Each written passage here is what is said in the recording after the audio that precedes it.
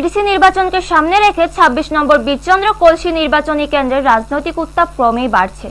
বিভিন্ন রাজনৈতিক দলের প্রচার সভা, সমাবেশ এবং দলবলের ঘটনায় এলাকা জুড়ে তৈরি হয়েছে সরগরম পরিবেশ। পূর্ব পিলাক ল্যাম্প বাজার এলাকায় তিপ্রামথা দলের প্রার্থী কেনারাম রিয়াং এর সমর্থনে একটি বড়সড় বাজার র্যালি ও যোগদান সভার আয়োজন করা হয়। র্যালিতে দলীয় সমর্থক ও স্থানীয় বাসিন্দাদের ব্যাপক উপস্থিতি লক্ষ্য করা যায়। এই সভায় ২০২৩ সালের বিধানসভা নির্বাচনে কংগ্রেস প্রার্থী মনীন্দ্র ত্রিপুরা সহ মোট ৩৬ জন ভোটার কংগ্রেস ত্যাগ করে আনুষ্ঠানিকভাবে তিপ্রামথা দলে যোগ দেন।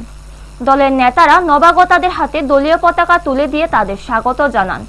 সবাই বক্তব্য রাখতে গিয়ে তিপ্রামথার নেতৃত্বরা ১২ এপ্রিল নির্বাচনে আনারস প্রতীকে ভোট দিয়ে কেনারাম রিয়াংকে জয়ী করার আহ্বান জানান।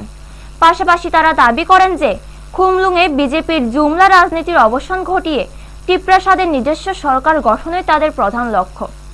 এই গণযোগদানকে কেন্দ্র করে তিপ্রামথার সংগঠন আরও শক্তিশালী হয়েছে বলে রাজনৈতিক মহলের একাংশ মনে করছে। ব্যুরো রিপোর্ট, নিউজ তৎকাল 24। kisi sama sanai ini main trophy ongkasong bubagral na hamza tai bubagrana ni nahar mung baiseng tini kongres yakaroi tini Tipramotha seng pas joining o ane joining mane ongka total tini 60 foot borok na phaika ani logeo tai bu phainai tongkho kabangma yang ni phun phai tong ane ro কোনো চিন্তা করে চিনি সার Kenaram song বুগাগ্রানি বিসিতে সুবাগৈ বন song রেখলে পানো winner খলাইনাই হনাই song বিনি থানাই song তিনি ফাইজা। Sir আপনি কত বছর কংগ্রেসের সামনে?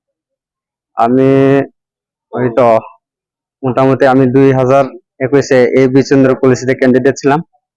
তারপরে সব দিয়ে ছিলাম, কিন্তু এখন বর্তমানে আজ থেকে আমি কংগ্রেসে ছিলাম না, আজকে তিপ্রামথাতে জয়েন করলাম।